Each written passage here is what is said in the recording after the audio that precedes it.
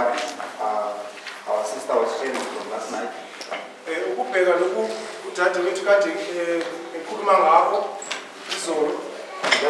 Just want to test you to see if you understood what was being said. About religious liberty.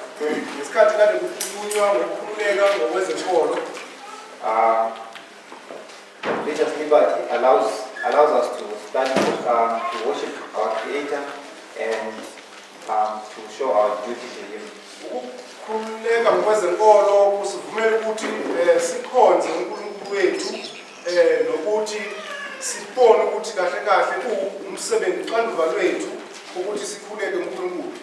And that you do it without anyone oppressing you or forcing you to do it.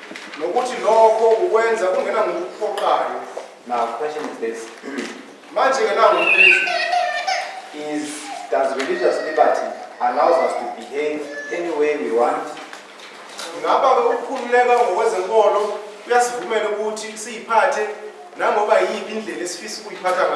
In God's church. So religious liberty, you cannot use the argument of religious liberty to behave anyhow in God's church.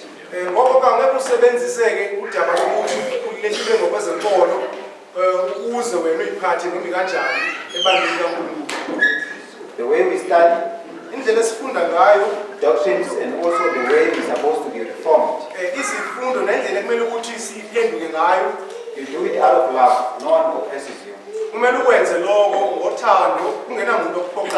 But that is required of you. You do it in God's church because you decided to join it.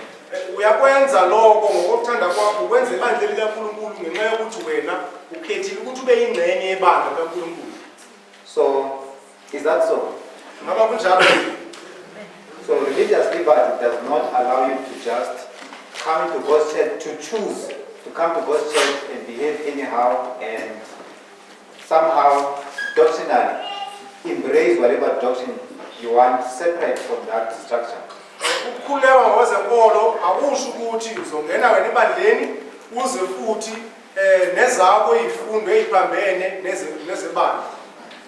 As I said, I'm testing you whether you understood what our sister was sharing about religious liberty.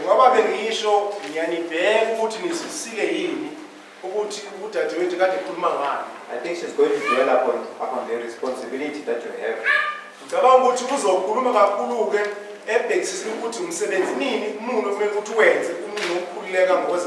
Here's a testing question. Does religious liberty, is church discipline against religious liberty?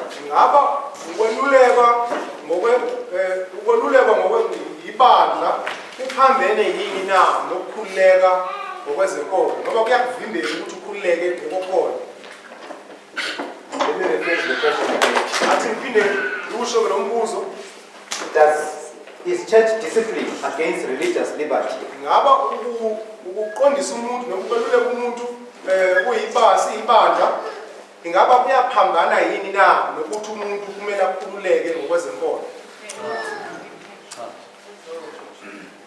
When you are disciplined in the church because of wrong acts or public sins or whatever, do you feel that you are being oppressed? You are not exercising religious liberty.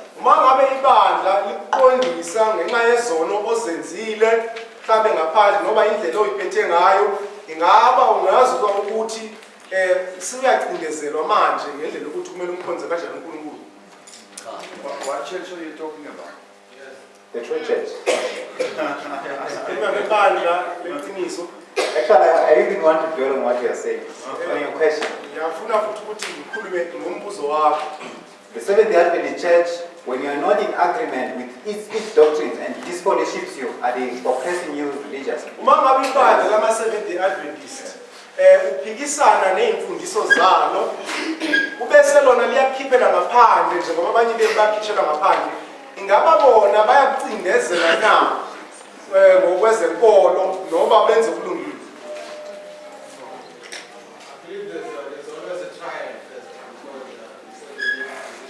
Ngiyakholwa ukuthi kumele uhlolwe kuqala ngaphambi kokuthi ukhishelwe ngaphandle.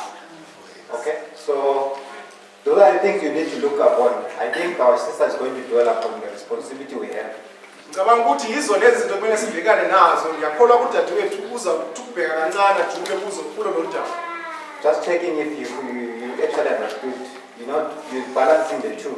Ngifuna ukubona ukuthi kahle kahle niqaphele kahle lokho kade kufundiswa ningagcini nihamba nokunye nokushiya okunye ngemuva.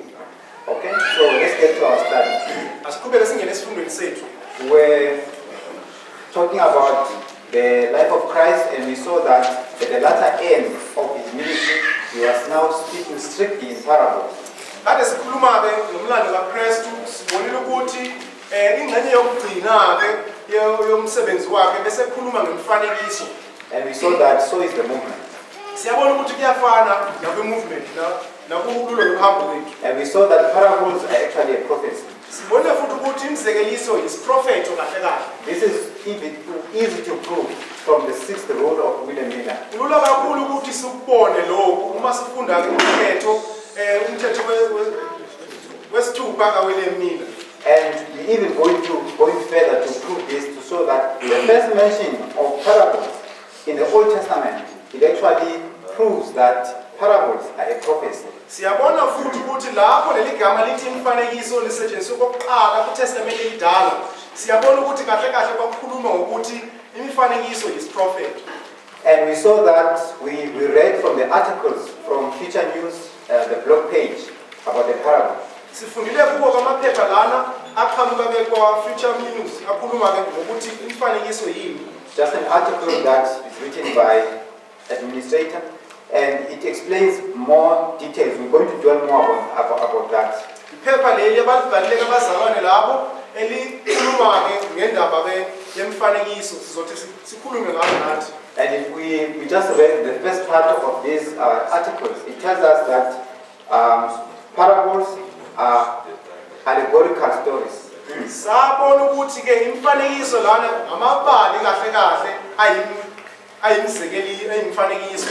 The reason why you have but these stories they are masked, their meanings are masked or hidden or veiled in symbol to teach doctrinal truth. Imfundiso ke zikhona kwimfanekiso, imfundiso eziqashile ziqashisela ukuthi kube khona sizokufunda, kube khona isifundo sizosithola uma sifunda lemfanekiso. They are symbols that explain spiritual truth or doctrinal truth. Imifanekiso ekhuluma ke ngemfundiso zomoya noma ngemfundiso nje kumele sizizwe silibanga. And just from that statement, we jumped to the Old Testament circumstance. Kuso nje sosiqaphula sesahamba sayongena kwinto eyenzeka ngesikhathi seTestament elidala. Where we went to 2 Samuel chapter 12. Lapho siye kuSamuel wesibili isahluko seshumi nambili. Why did we go there? Why did we jump? Did we just jump and went to that passage when we have many passages in the Bible? Yini esenze sahamba saya ku2 Samuel? Yini esiphophe ukuthi siye khona lapho? Sisiwe yini lapho? Yokuthiwa ukukhombisa okunye ngesinye isithombe, isimo esinye esikhona wenze esinye isimo esikhona lesi esiveza lesa ezokuqala. It was to reveal something through studying a similar situation, to explain one situation. Yeah, we were making an example. Besenza umfanekiso. So we went to 2 Samuel chapter 12 to see an example of how you have a situation where it is illustrated by another circumstance. Sihambile sayakhona khona ukuze sibone isimo esithizeni esambuliwe futhi esinye isimo esifane naso. Why did we do that? Because allegory, because that's the definition of what parables are. Leyo nto ngayibizwa ukuthi ke allegory ukufanisa iyona nto kahle kahle echaza imifanekiso. Remember the definition of allegory, it says a figurative sentence or discourse in which the principal subject is described by another subject resembling in its properties and circumstances. So it tells us that you have a circumstance, and if you want to explain that circumstance, you create another circumstance that has resembling properties. So kusho ukuthi lo umugwe okhombisa into ethizeni okhuluma futhi unazo zonke izinto ezikhuluma ngayo leyo nto leyo. Masifunda wona lo mugwe lo usichazela kahle ngalo lo daba sifuna ukuthi sizwisise lona kahle kahle. So siyafanekisa. So we went to 2 Samuel chapter 12 verse 1 to 12 1 to 13. Sihambile Samuel wesibili sasuko seshumi elinambili.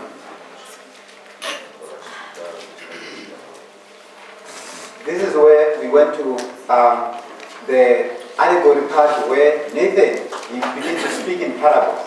Kulapho siya khona sabheka ke lo mfanekiso lapho ke umprofeti uNathan waye wakhuluma esebenzisa umfanekiso. He was, but the actual circumstances is chapter 11 where you have the story of David and Uriah. Kodwa ke lo libali la ngempela lenzeka ku chapter 11 ka 2 Samuel chapter ka Samuel wesibili. And we have tried to go through the details of this, and we came to some conclusions. Sizamile ukuthi ke sibhekisise lo daba saze sagcina siba nezinto esiphuma nazo. So Nathan comes and he says he wants to bring a reality of this situation to David so that he realizes what is actually happening. uNathan uyeza ke kuDavide ufuna kahle kahle umchazela into uDavide ayenzile nokuthi ibonakala kanjani. He says there were two men in one city. Uyatshela ukuthi kwakunamadoda amabili ayehlala emuzini owodwa. Verse 2 says the rich man had exceeding many flocks and herds. Bese yasitshela ukuthi le ndoda licebile inemfuyo eningi kakhulu. So the rich man, who is the rich man? Bani ndoda ecebile ecebile. Remember, we follow our story, and we follow our story. Kumele silandele ibali lethu. Bani ndoda ecebileyo. So who is the rich man?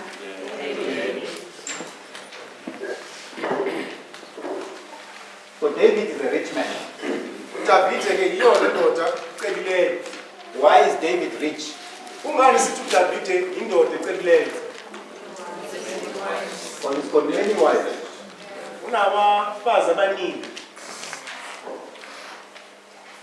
And you have another man, we are told he's a poor man. Bese kuba khona indoda empofu. And of course, the rich man, we are told in this chapter that he had flocks and herds. Siyatshela ukuthi le ndoda icebile yayinemfuyo eningi kakhulu. So the flocks and herds are the wives. Imfuyo ke le ingumfanekiso ke wamakhosikazi wabafazi bakhe uDavide. If you say that. Ngaba sikushilo yilo. And then you have the poor man. Bese kuba khona indoda empofu. The poor man, who is the poor man? Bani indoda empofu? Uriah.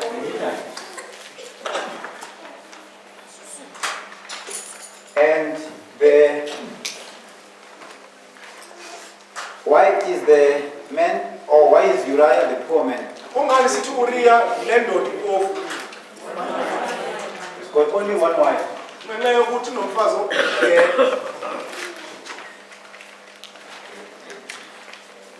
But in the natural, what is he having?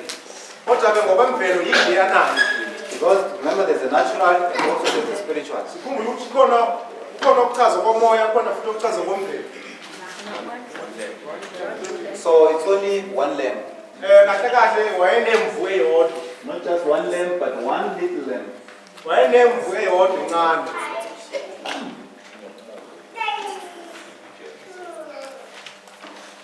And then we have a third character in our story. Bese kuba khona wesithathu ke kulo lelibali lethu. We are in verse 4, we are introduced to a traveler. Siyachazelwa ngomhambi. The traveler comes, he comes to a poor man or to the rich man. uya kuphi lo mhambi? Uya kule ndoda impofu noma uya kule ndoda ecebile? He comes to a rich man, so he is a traveler. Nomhambi.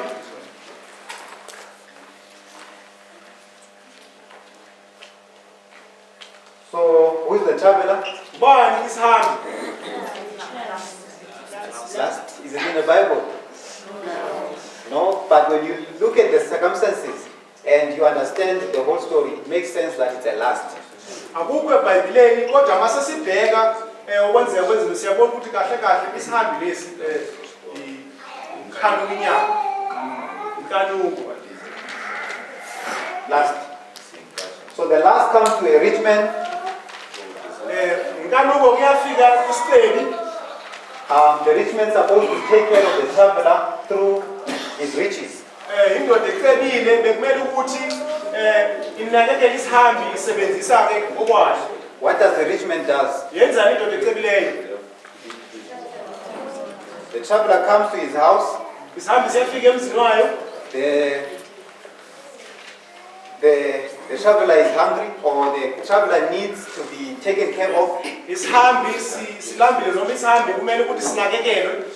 The rich man, what does he do? Indoda ecebileyo yenzani? He goes to the poor man's house and he takes the only lamb that he has. Uyangena emzini kwendoda le mpofu abese thatha imvu encane yokugcina futhi le ndoda impofu enayo. And then in paragraph, in verse 5, we have another character introduced to us. Sitshela futhi omunye uvesi lesihlanu. We are told that there's an angry David in verse 5. Sitshela ngoDavide ke manje onentukuthelo. So you have angry David. SinoDavide onentukuthelo kuvesi lesihlanu. But the first David, what kind of David do we have? UDavide wokuqala bekuDavide onjani? The what? BekuDavide onjani? The what? Saint David. Yes. Saint David. UDavide wonini? So angry David. Manje SinoDavide onentukuthelo. What does angry David?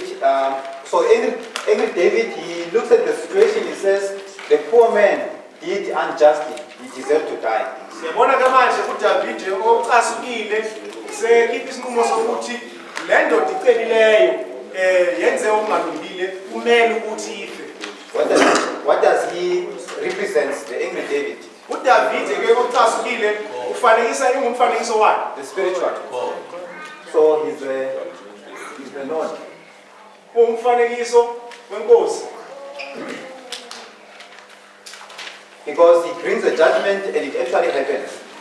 Ngoba yena okhipha isinqumo sakhe futhi sigcwaliseke. And he actually even tells that the rich man needs to restore what the poor man has lost fourfold. Uyasho futhi ukuthi indoda ecebileyo kumele ukuthi ibuyise lokuthathile futhi nangaphezulu. And then we have another character which we call, which is Nathan. Sibese siba naye omunye umuntu ke uNathan umprofeti. Nathan is the one that is sent to speak to convict David of the sin. uNathan uyena othunyelwe ukuthi ahambe ayoqondisa uDavide ngesono sakhe. And in verse 7, actually, he says, thou art the man, thou art the sinner. uNathan uyasho kuverse 7 ukuthi nguwe lowo muntu, nguwe leso soni. So the spiritual Nathan, what is he? uNathan yena umfanekiso wani? Or who is he? Uyini uNathan yena? So we have said it's the Holy Spirit. He does the work of convicting. uNathan umfanekiso womoya engcwele oqondisayo ngesono. He's the messenger. Nguye ophethe isigidimi. He uses the parable, truth, to convict David. Wasebenzisa ke iqiniso lomfanekiso khona ukuze aqondise uDavide. So whichever way you want to look at it, you could say it's the messenger, the truth, or the Holy Spirit. Ngasho sithi uyiyo ophethe isigidimi noma umoya engcwele. So when you look at the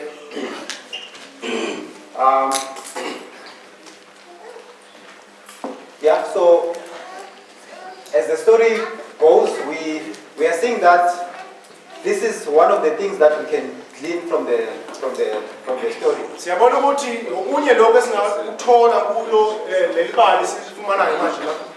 That we were somehow surprised to see that the story that we're familiar to us, when it's depicted in a thorough, systematic way of looking at it, it gives us more details. Leli bali silijwayele kodwa manje mase silifunda ngendlela ekhethekile kunezinto eziningi esizitholayo kulona. And which rules did we use to actually come up with these things? Imithetho yokufunda esisebenzisile khona ukuze sigcine sithola ke zonke lezi zinto sizitholayo.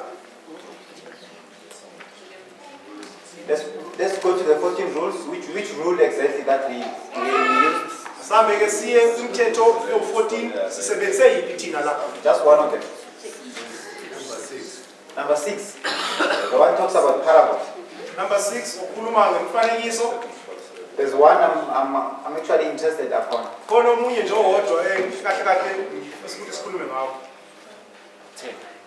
10. Okay, to give you an example, our brother wanted to know who's the traveler. Besifuna ukwazi ukuthi ngubani isihambi. And someone went to Ephesians and tried to look at it, and then comes back and tells us that it's this thing. Baba khona umzalwane wagijima waya kuncwadi yabase-Efese wabesecinga khona wabuye wasitshela ukuthi yilokhu. What did we say to him? Sitheni thina kuye? Let us exhaust the chapter first. Sithe asiqale sibheke incwadi lena sibhekene nayo kuqala ngaphambi ukuthi siphumele ngaphandle. We can move, it's fine, it's not a bad thing, but let us exhaust first. Kulungile ukuthi siphume kulo kuyo lencwadi kodwa siqale sithi ugxila kakhulu kule chapter sifundayo. Okay, so when we continue the second paragraph with our article, Masingenayo kwisigaba sesibili ke soncwadi lethu sifundayo. It says the word parable, when looked for within the Greek lexicon, means very many things. One definition, okay, our brother will explain only my words, I'll just read. One definition is a placing of one thing by the side of another, juxtaposition, as of ships in battle. Another is comparison of one thing with another, likeness, similitude. Lastly, the meaning with which we are most familiar, parables and narratives, fictitious but agreeable to the laws and usage of human life, by which either the duties of men or the things of God's kingdom are figuratively portrayed, an earthly story with a heavenly meaning. So one of the things that we're getting from here is the meaning of parable. We are seeing that it's got many meanings. But one of the definitions that it has is the one that we are told of putting one thing next to another.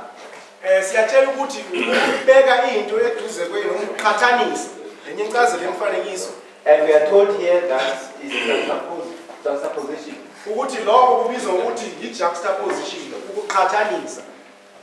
So parable. One of its meanings is juxtaposition.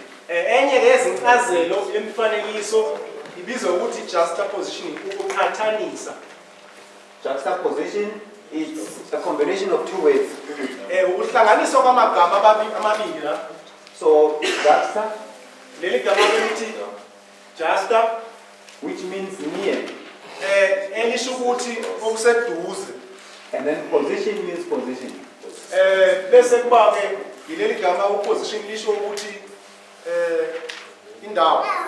That means you position one thing next to the other. Why do you put next thing next to another? Because you want to compare. You want to compare them. ufuna ukuziqhathanisa. The reason why you compare, you want to see the similarities, similitude. Okwenza ukuthi uqhathanise ukubona okufanayo. And also, you want to, the reason why you juxtapose, you put one thing next to the other, is because you want to contrast. Okunye futhi ukuthi sifuna ukubheka izinto ezifanayo, sibheke futhi nezinto ezingafani. Contrast basically means dissimilitude. Ukucontrast ukuphambanisa, sibheke izinto eziphambanayo ezingafani nazo lezi zinto lezi. So you want to look at the similarities, here you want to see the differences. Sifuna ukubona okufanayo, sifuna futhi nokubona eziphambana ngakho. You place two things next to each other so that you see how are they similar and how are they different. Sibeke izinto ezimbili noma izimo ezimbili, siqhathanise ukuthi zifana ngani futhi ziphambene ngani. Do you see that? Siyabuzisa yilo. This should be familiar with us when we look at the lines. Kumele ukuthi into esiyijwayele nakakhulu thina mase sifunda ke imikhwe yesiprofeti. Remember what I've also mentioned, that we're going to look at the practical use of these things, not just the theory. Ngishilo ukuthi ke sizothi sibheke ukuthi sizisebenzisa kanjani lezi zinto, hayi ukuthi sikhulume nje ngazo. So we have also the spiritual and the natural. Like it says here, the earthly things, the heavenly things are illustrated by the earthly stories. Siyatshela na ukuthi ke izinto ke zikamoya zambulwa izinto zemvelo. For us to understand heaven, we have to look at the natural, the things that we see here on earth. Khona ukuze siqonde ke ezikamoya kumele sizwisise uqala nezemvelo lezi sizibonayo ngenyama. Yes. Lenyama.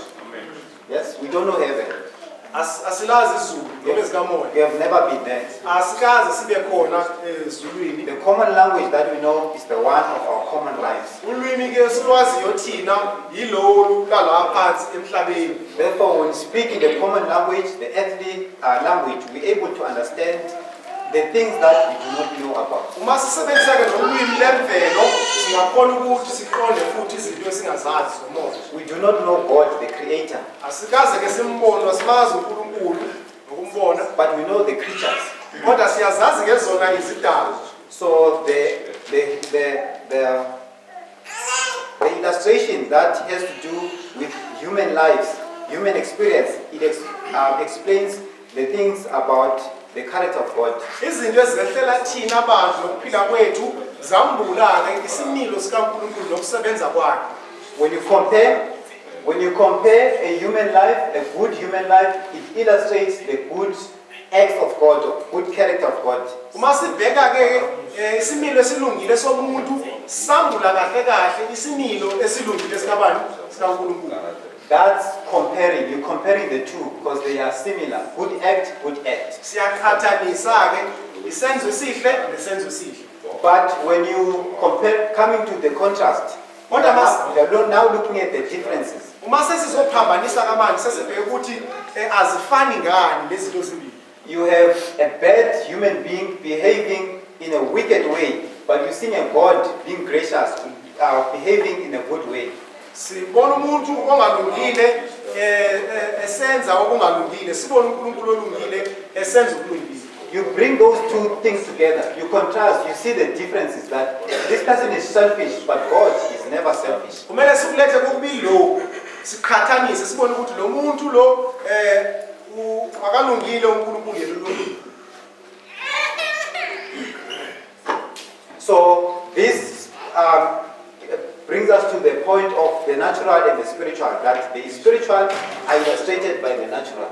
Lokhu kusizisa kuphuzu lethu lokuthi ezikamoya zambulwa yezemvelo.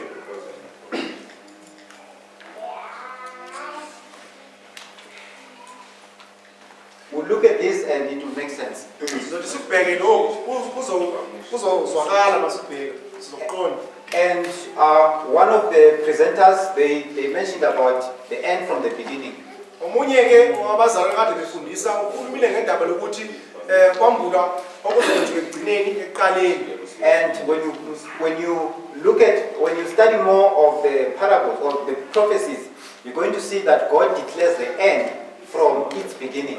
Mase sibheka imifanekiso lesizobona ukuthi ngayo uNkulunkulu wambona into ezokwenzeka ekugcineni ekuqaleni. That's why the book of Revelation it says I'm the Alpha and Omega. Yingakho uNkulunkulu incwadi yesambulo ethi kuyisiqalo nesiphelo. So Alpha, which is beginning, I-alpha kusho isiqalo, Omega, which is the end. i-omega isiphelo. And then you have something we call chiasm. Sibe nento esiyibiza ukuthi ke i-chiasm. I think this we're going to illustrate also. It will make sense. For now, you can just take it by faith. Sizobuya sikucacise lokhu kahle kahle ukuthi kusho ukuthini, kodwa kamanje sizothi sikwamukele ngokholo. It will make sense because we are most familiar with this one. Kuzozwakala kahle ngoba siyayizwisisa yona lena ngizoyikhombisa la. Chiasm, it is also called mirror or reflection. Lento ibizwa ukuthi chiasm. Kahle kahle ngezinye igama iyabizwa ukuthi isibuko. Uma sibheka umlando ngongathi sibeka isibuko. And parables, they need to speak about Christ. Imifanekiso kumele ikhulume ngoKristu. It has its emphasis, its center, its central pillar, it's Christ himself. Kahle kahle yona nto ikhuluma ngayo ngoKristu. Yona nto esemqoko imifanekiso ekhuluma ngayo ngoKristu. And when we also consider more of the studies of parables or prophetic message, we're going to see there's a principle that calls that says history repeats. Sizothi mase sibhekisisa futhi imifanekiso le sizothola ukuthi kukhona umgoma othi umlando uyayiphinda. But that's what we often say that and we end there. Isikhathi esiningi sikusho nje lokho sigcine khona lapho. But really, history doesn't just repeat. Kodwa ke umlando awuyiphindi nje kuphela. History repeats and also enlarges.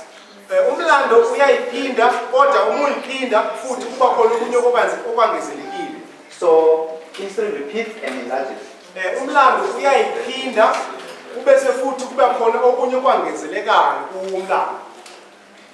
So you can do this even with a simple Millerite history. Singathi sikubone lokho uma sibheka futhi umlando wama-Millerites. Millerite history, yes, it repeats, but it also enlarges. Umlando wama-Millerites uyaphindwa ngesikhathi sethu kodwa futhi kuba khona okunye okwangezelekayo obekade ngabonakala isikhathi sakho. In Isaiah 28 tells us about another principle of line upon line. Masifunda ke incwadi kaIsaiah chapter 28 ukhona umunye umgomo esikutholayo ukuthi kumele sibe umucwe ngaphezu komuntu. Line upon line, you will actually see that this is compare two things line upon line. Even if you are contrasting, you put them line upon line. Lokho kusho ukuthi masibeke umlando umuntu womlando siubeke ngaphezu komunye umuntu womlando sizoqhathanisa imilando emibili sibheke okufanayo siphinde futhi sibheke okuphambanayo naye ngemlando. And also we have something that our sister was doing X27 did. I don't know if you noticed. Ukhona into udadewethu kade efundisa ke X27 ayenzile angazi ukuthi niqaphele yini. When you get to the second way mark, which is Sidon. Mase sifika kwiphuzu lesibili iSidoni. Let's mention our way marks. The first one is asikhululeke ngama way marks ethu elokuqala beliyini umfundo wokuqala. So we have Caesarea. Caesarea. The second way mark. Lesibili Sidon. Sidoni. And then you have the following way mark. Esithathu. Which one? Cyprus. Cyprus. And then you have another way mark. Bese sineyokugcina Myra. iMira. Myra. When she got to Sidon, Uthe mesefika ke kule mphuzu laseSidoni, she did something. kunento ayenzile. First, she went to the meaning of the word Sidon, which means hunting. Uqale wabheka incazelo yale gama lithi Sidoni ukuthi lisho ukuthini. She got that it's hunting. Wabona ukuthi lisho ukuthi ukuzingela. And she did something. She went to a different text. Uhambile waya kwenye indawo yahlukile in Genesis. incwadi ke kaGenesis. Why is he jumping from Acts 27 and jumping all the way to Genesis? Bekungani ehambe eya kwincwadi yeGenesis? Remember, everything we do, there has to be a reason. Yonke into esiyenzayo kumele kube khona isizathu We have to be conscious of what we do. kumele siqaphele ukuthi yini siqaphele into esiyenzayo. Why was she going there? Bekungani ehambe esiya kwincwadi Which yeGenesis? rule was she following or breaking? Umuphi lo mthetho bewulandele bewuthobela noma bewaphula? The rule of first mention. Umthetho wesisho sokuqala. Rule of first mention. Umthetho wesisho sokuqala ukuthi sibheke ukuthi leli gama lashiwo kuphi nendawo ebayileli kuqala. So if you want to a proper understanding of what the word in the New Testament or in the latter part where it's mentioned, you have to go to the beginning where it was first mentioned and you see the proper its rightful meaning. Uma ufuna uzwisisa igama ohlangene nalo ekugcineni kweBhayibheli noma kuTestament entsha ukuthi kahle kahle lisho ukuthini, kumele uhambe uye lapho lalisetshenziswe khona okokuqala.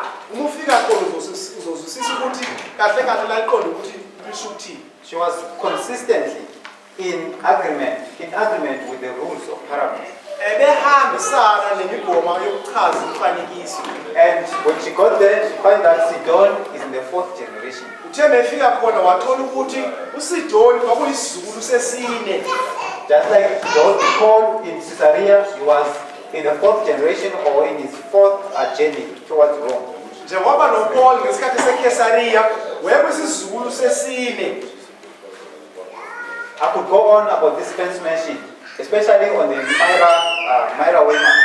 Ngakhuluma okuningi ke ngawo lo mthetho wesisho sokuqala, ikakhulu ngephuzu lokugcina iMira.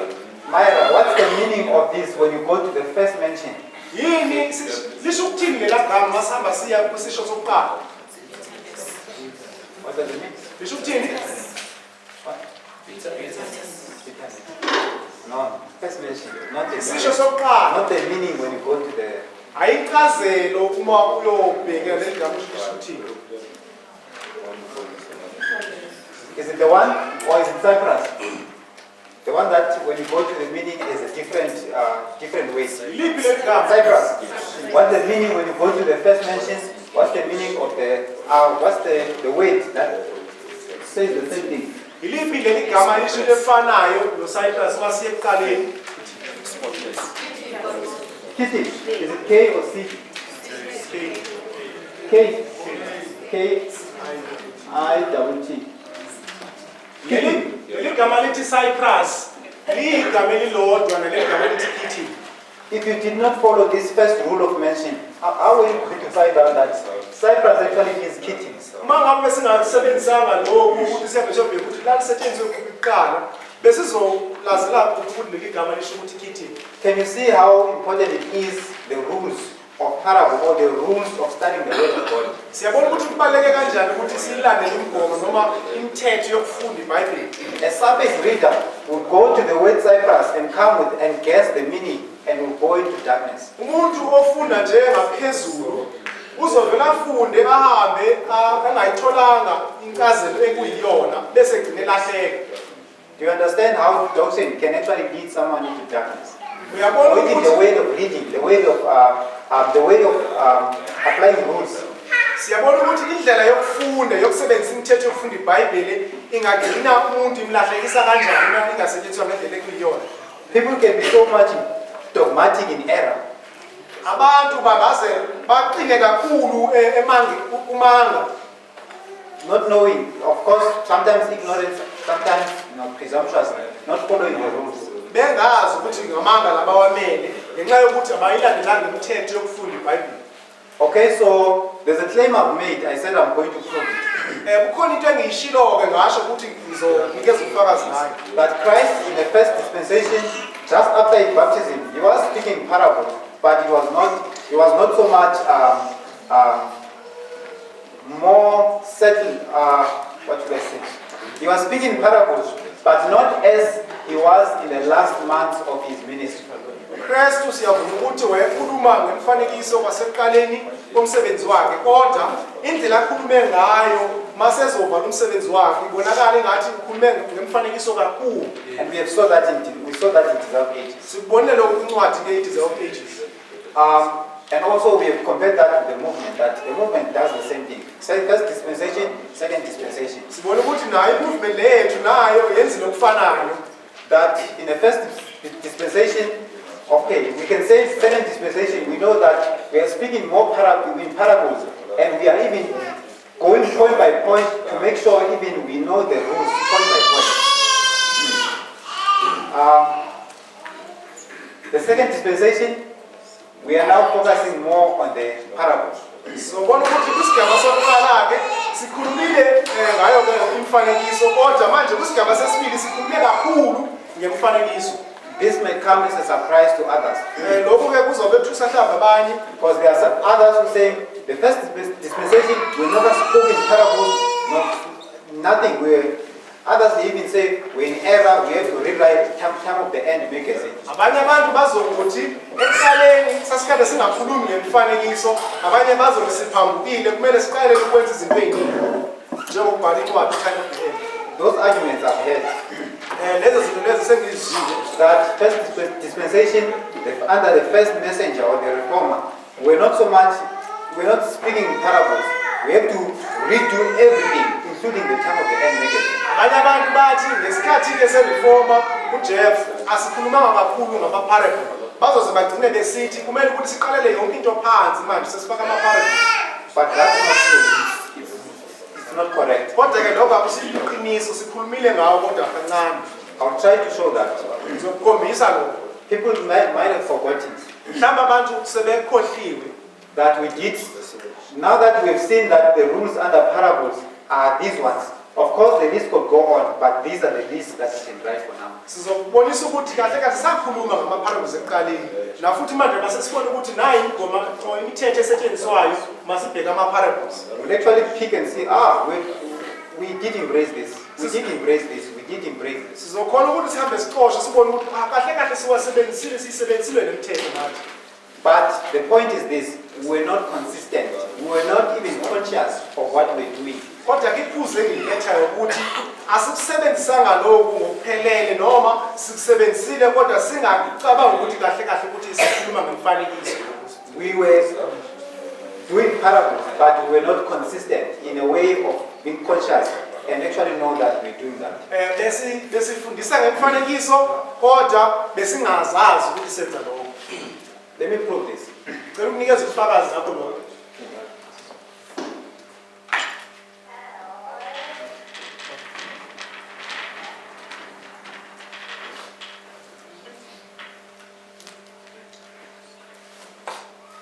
So we have three lines that I would like to illustrate, which are containing all truths. Kunemitwe emibili engifuna ukuthi siyibheke inamaqiniso awaphethe. So we have first two lines which are more or less of the same subject. Imitwe yembali emibili yokuqala ekhuluma ngemifishifane. It's a line of Christ and the line of the Antichrist. Umutwe kaKristu omunye ngumuntu omphithi Kristu. This is just for illustration purposes. Lokhu ngizokwenzela nje ukukhombisa ke iphuzu. What we call this line, because this is the truth that we discovered even before 2001 or 2014. Iqiniso leli eleza kithi ngaphambi kokuba kufike unyaka u-2001. What do we call that line? The line of Christ and the line of the Antichrist. Sikubiza ngokuthi yini lo umuntu kaKristu nomuntu omphiti Kristu. Perhaps you might have forgotten it, but let's go through it. Mhlawumbe nikhohle ukuthi sibiza yini, kodwa ke asiqhubeke sekuyona. 27 AD, Christ is baptized. 4 BC, Christ is born. Ngomnyaka u-4 BC wazalwa uKristu. And he needs how many years to prepare to begin his ministry? Wayedinga iminyaka emingaphi uKristu ukuthi alungiselele ukwenza umsebenzi wakhe? He needs 30 years to prepare for his ministry. Wayedinga iminyaka engama-30 ukuthi alungiselele ukwenza umsebenzi wakhe. 27 AD, he begins begins the ministry. Ngomnyaka u27 AD waqala umsebenzi wakhe From his baptism, lapho webhapatizwa uJohane. he begins his godly ministry. Waqala wenza umsebenzi wakhe. So his godly ministry begins here. Umsebenzi wakhe koNkulunkulu waqala khona lana. And he does it for 3.5 years. Wawenza umsebenzi wakhe iminyaka amathathu anenyanga eziyisithupha. 31 AD he is crucified. Umnyaka u31 AD wabesebethelelwe esiphambanweni. So he's dead. Wafa. And then 40 days later, Iminyaka engamashumi amane, izinsuku ezingamashumi amane, what happens to him? kwenzekalani kuyena uKristu? Okay. We can say this on Friday, Singathi ngolesihlanu he dies. lapho eshona khona, And then what happens on Sunday? kwenzekalani ke ngesonto? Sunday is resurrected. Ngesonto wavuka.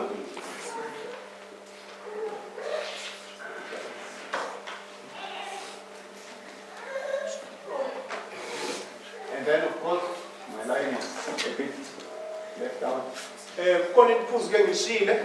And then 40 years later, what happens to him? Ezinsukwini ke ezingamashumi amane kwenzekalani?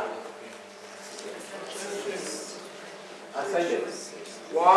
Wakhuphukela phezulu ezulwini.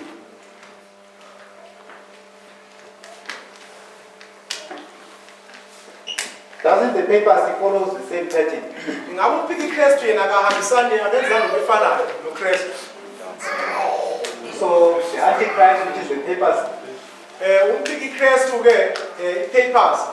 he needs also 30 years to prepare for his satanic ministry. Nayo ke wayedinga iminyaka engamashumi amathathu ukuthi alungiseleleke umsebenzi wakhe ozowenza. 508, the day he is taken away. Ngonyaka u508 idaily ke yakhishwa. It's got 30 years before 538, where the papacy ascends to the throne of the earth. Neminyaka engamashumi amathathu ngaphambi kokuthi sifike kunyaka u538 lapho ipapacy ke isizobekwa ibuse ngaphezulu ehlabathi noma phose ehlabathi. And the Bible says he ruled for 3.5 years. Iyasitshela iBhayibheli ngolwimi layo ukuthi wabusa iminyaka emithathu nezinyanga ezintandathu. 538, just like Christ began his godly ministry, 538 papacy begins his satanic ministry. Ngo538 yaqala ipapacy umsebenzi kaSathana njengoba uKristu yena ngaphezulu wayeqala umsebenzi wobuNkulunkulu. He did that for 3.5 years. Yakwenza ke lokhu ipapacy iminyaka engamathathu anezinyanga eziyisithupha. 1798 the papacy received the deadly wound. Ngonyaka u1798 yake sithola inceba. So deadly wound. Yathola inceba lokufa. Of course, we have an amplified version of the fact that the papacy dies or receives the deadly wound and then he completely dies. Siyabona ukuthi ke ipapacy ithola inceba lokufa nokuthi iyafa ngempelelo. Deadly wound, and what's going to happen to the papacy? Kwenzekala kuzokwenzekalani kupapacy? It's going to die forever. Ngabizofa kuze kuphele kusukela la ku1798. So it's going to resurrect. Ukhona isikhathi lapho ipapacy izophinda ivuke futhi ibuye. Resurrection. Izophinda ivuke futhi. And then what happens at the last remark? Kwenzekalani kuphuzu ke lokugcina? It ascends from the bottomless pit, Revelation 17. Izophuma ke emhosheni ongenasekelo.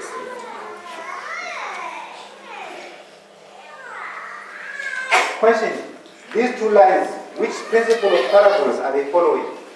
Lemigqa emibili ukuphi umgomo wabo wokufundisa imifanekiso eyilandelayo lemigqa emibili?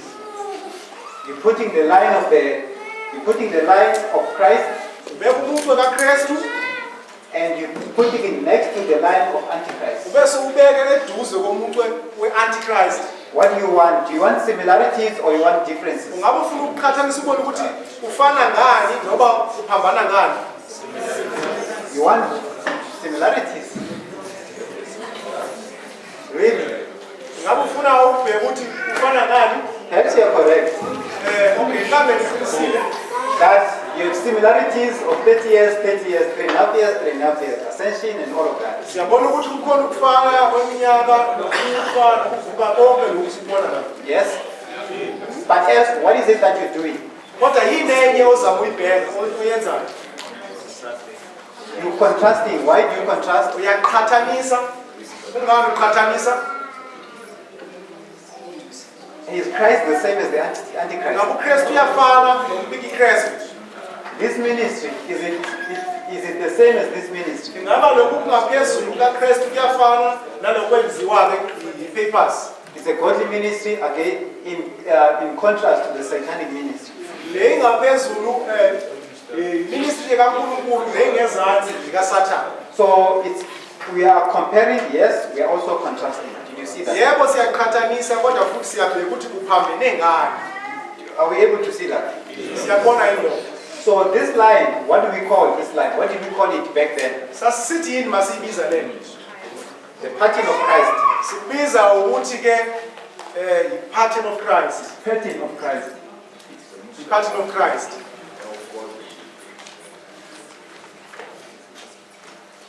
Do you remember this truth? Siyakhumbula yini le qiniso? Some of you, I don't remember which year, but I think it's in a early reign of the movement. Ngisakhumbula ukuthi unyaka kodwa ngaso lesikhathi kuwa imvula encane yesikhathi esigidini sethu. So if you don't know this truth, it seems like some of you jumped in the early rain, you jumped to the latter rain. Uma singakwazi singalazi le qiniso kusho ukuthi kukhona abanye bethu banezinto abangazitholanga zemvula yokuqala. Remember, you have the early rain, the plowing, the early rain, and the latter rain, then the harvest. Asikhumbule ukuthi kukhona kuqala ukulima bese kuba khona ukuwa kwemvula encane bese kuba khona ukuwa kwemvula enkulu. So we agree this is comparing and contrasting. Siyavumelana ukuthi lokhu ke qhathanisa nokuphambanisa. Okay, so let's look at the last line. Asibhekeke umuntu wokugcina. This is the line of the 25:20. Umuntu lona ke we-25:20. Isaiah in Isaiah chapter 7 gives a prophecy in 742 BC. Isaiah chapter 7 usinikeza isiprofeto ngomnyaka u-742. 742 BC gives a prophecy.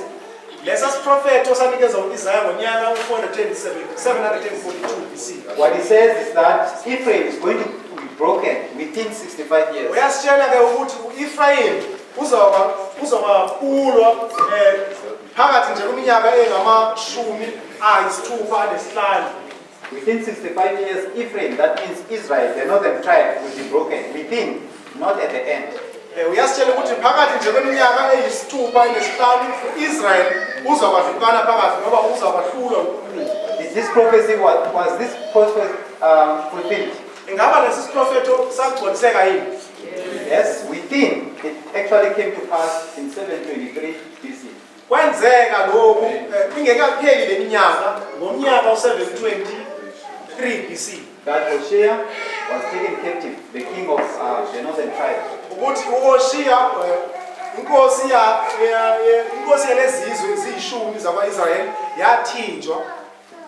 And then you have also the king of Judah, Manasseh, also taken to captive. Sabona futhi noManase ngomnyaka u-677 nayethinjwa. And this begins the second 25:20. This begins the first 25:20. Lokhu ka-723 25:20 yokuqala, lokhu ka-677 25:20 lesibili. The years in between, you have 19 years and 46 years. Iminyaka engaphakathi iminyaka ewu-19 neminyaka ewu-46. And what you have on this side is what you also have on this side. Lokhu sinakho ke la ekuqaleni kwe-25:20 zombili yilokhu sizokuthola futhi mase kuphela i-25:20 zombili. So this first 25:20 takes you all the way to 1798. I-25:20 yokuqala iphela ngomnyaka u-1798. And the second 25:20 takes you all the way to 22 October 1844. I-25:20 yesibili iphela nge-22 ka-October 1844.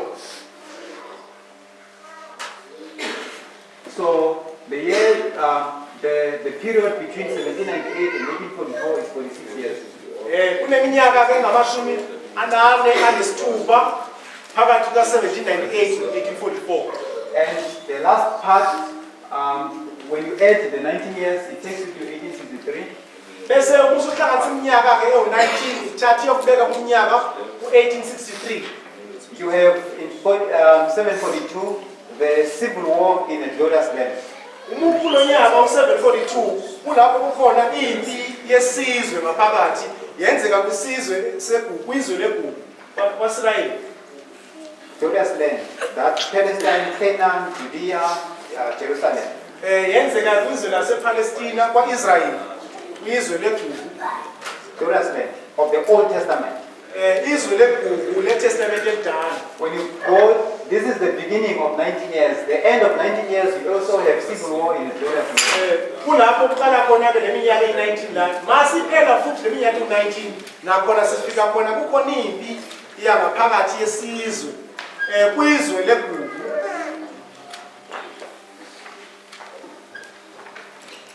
Can this be human intervention? Ingaba lokhu ukhandwe umuntu yini?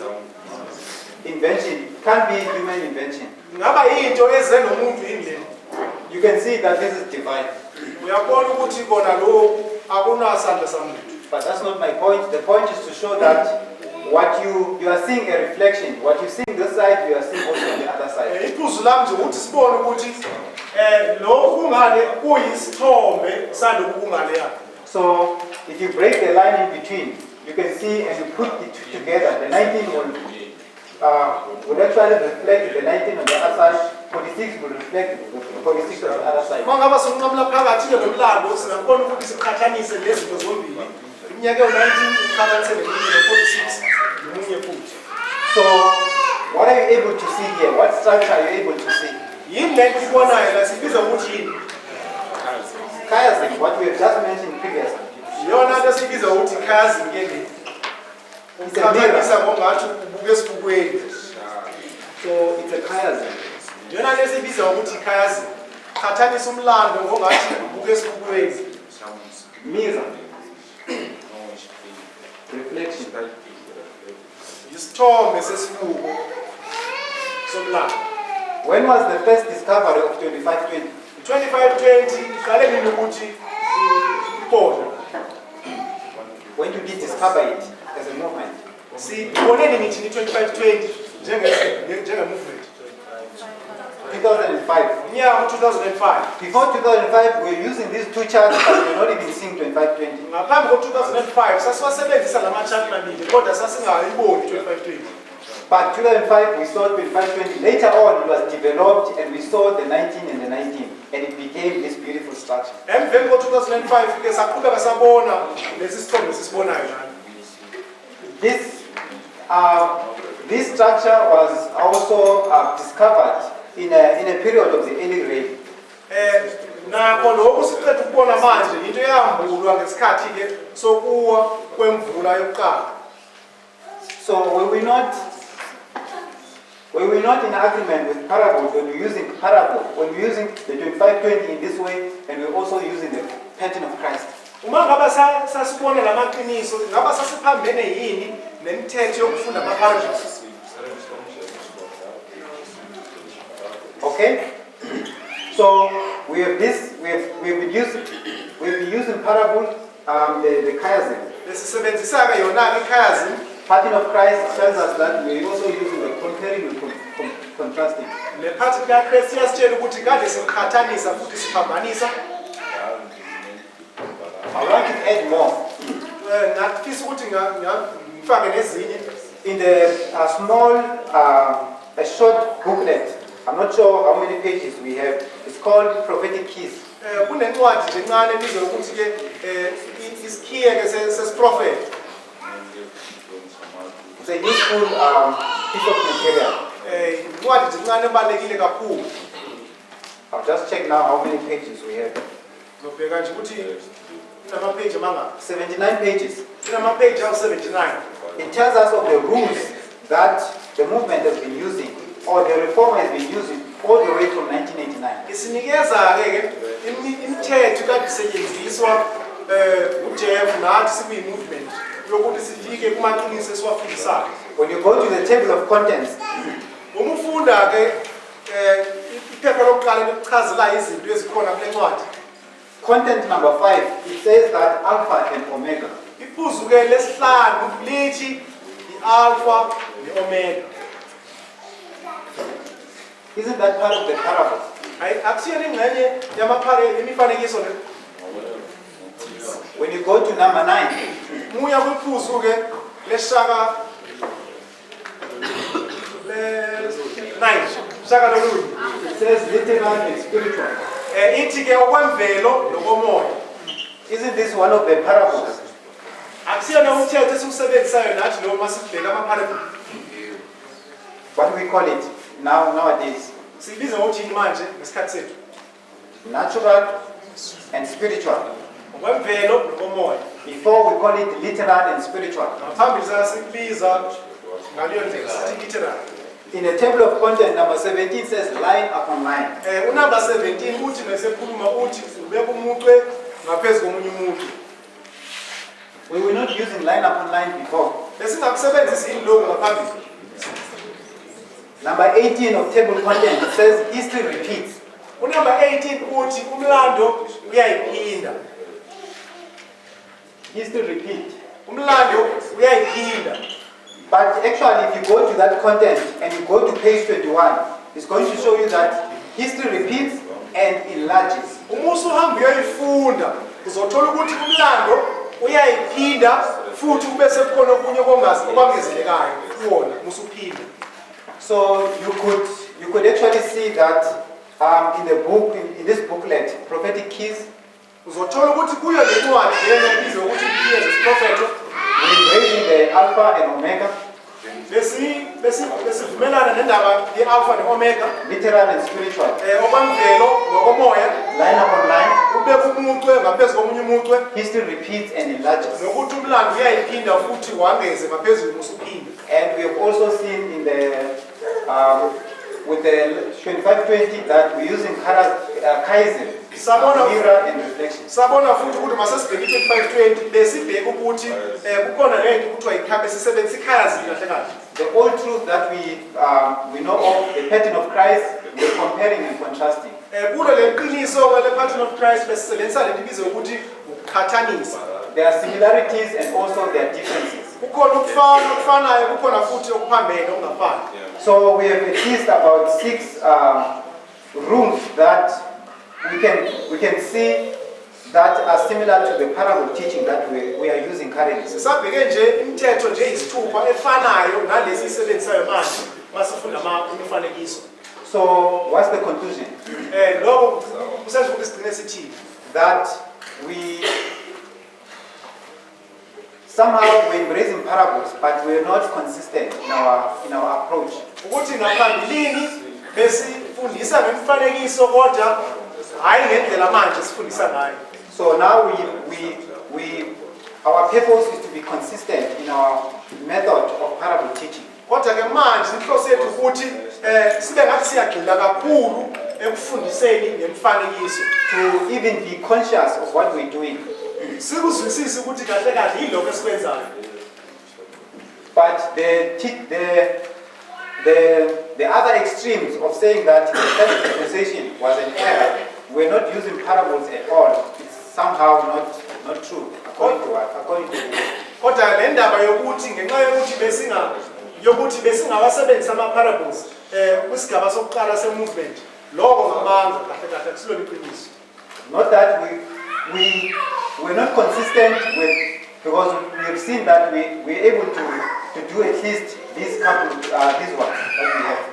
Siyabona ukuthi kahle kahle besifundisa ngemifanekiso kodwa mhlawumbe besingafani nendlela esifundisa ngayo ngoba sithola ukuthi le mithetho yonke siyayithola ngaphambilini kwalesigaba sesifundisa kusona So manje. we're not consistent with the parables, but now we seek to be consistent. Kodwa ke manje sesifuna ukugxila kakhulu ekufundiseni le mifanekiso. So Many things are being refined ziningi izinto uNkulunkulu azisombululayo manje noma asiqondisayo zona kahle kahle manje because they need refinement. ngoba uNkulunkulu uyadinga ukuthi asisize ukuyisombulula kahle lezi zinto Because we were not consistent. ngenxa yokuthi besinazo sisikahle ukuthi senzani. So we'll do it if we also embrace the parable method. Sizokwenza kahle uma ngaba singathi masifunde sisebenzisa imifanekiso. So the Lord be with us as we do that. uNkulunkulu asizeke njengoba siqhubeka sifunda ngayo le ndlela. We can pray.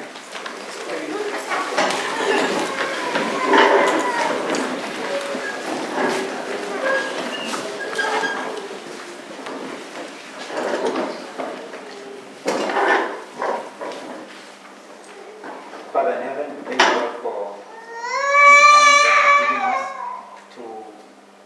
to learn of your truth, to learn of the method of approaching your way, to be conscious, to be aware of what we're doing, so that, Lord, we're able to give reasons for our faith and reasons even for the rules of interpretation that we employ. And Lord, we ask that you may humble us to understand that we actually do not understand how to study the Word of God, even the thorough reading of these the scriptures. And Lord, we ask that you may be with us, and as we go through these things and go through the practical part of it, we indeed understand how essential and how practical they are, and how they are for our own easy reading, easy application, and